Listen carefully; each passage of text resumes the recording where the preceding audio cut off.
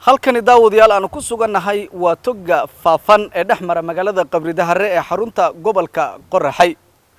Togani waxa uu ka mid yahay togaga ugu taariikhda dheer amaba ugu socdaalka dheer ee deegaanka Soomaalida dhexmara. Waxa uu iskaga talaabaa togani 3 gobol oo kala ah gobolka Faafan, gobolka Jarar iyo gobolka Qoraxay oo ah goobta uu markaasi togani uu ku idlaado amaba uu ku baabao. Togani Faafan inta uusan soo gaadhin gobolka Qoraxay waxa aaga loo yaqaan Xangey oo degmada Birqod u dhow kaga soo dara toga Jarar waxaana ayaga oo wada socda ay dhexmaraan magaalada Qabridahar ilaa ay ka gaadhaan goobta uu togani uu ku eg yahay oo ah dhoobo weyn waa ay wada socdaan labadani tog biyahooda. Togani sanadkii 6 bilood ayaa laga helaa biyo ma jiraan cid si fiican uga faa'iideysatay biyahaasi oo sanad walba ayaga oo aan laga faa'iideysan ayuu dhamaada.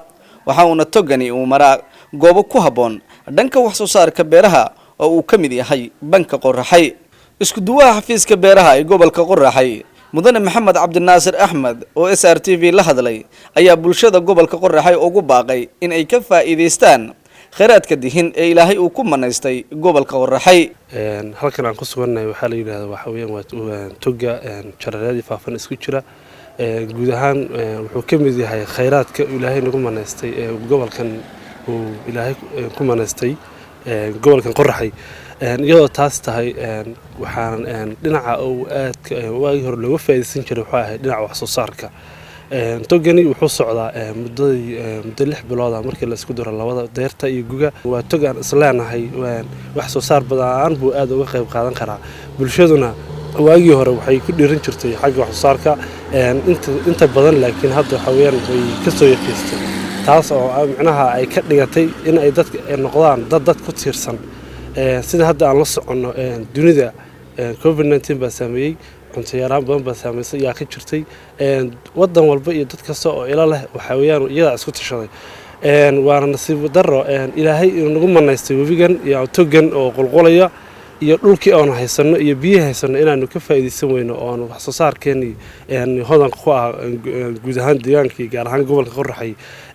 haddaan dib ugu milicsano banka Qoraxay sad loo socotaan wuxuu ahaa dhul wax soo saar aad ugu badan ku haboon togan baan waraabin jiray sidii baan haddana u waraabiyaa. waxaan qabaa haddii bulshadeenu ay ku soo jeesto hadday noqoto dhinaca wax soo saarka inay aad iyo aad uga faa'iideysanayso bulshadeenana inaan waxaan iyagana ay maxaan ku raahdaa ay soo jeesadaan xagga wax soo saarka maadaama dunidu hadda ay la dhacayso xanuunka la yiraahdo COVID-19 cunno yaraan ay soo wajahayso inta badan meelo badan oo socodkii iyo ganacsigii iyo sixir bararka la tukiisa qayb uu ka yahay.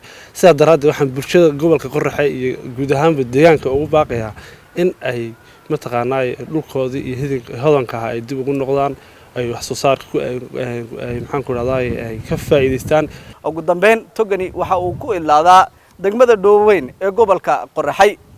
sanadkii waxa togani biyo laga helaa 6 bilood oo si toos ah uu markaasi togani biyihiisu ay u socdaan ma jiraan dad ka faa'iideysta biyahaasi goobtani mara oo si toos ah ay dadka ay u dhaafaan haddii laga tagi waayo dad tiro yar oo markaasi ka beerta aaga gobolka Faafan.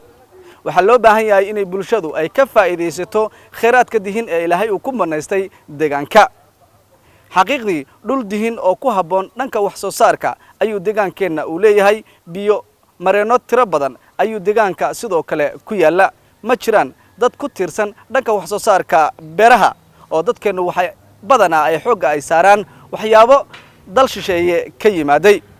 Lumaan Cabdi Axmed SRTV toga Faafan magaalada Qabridahar.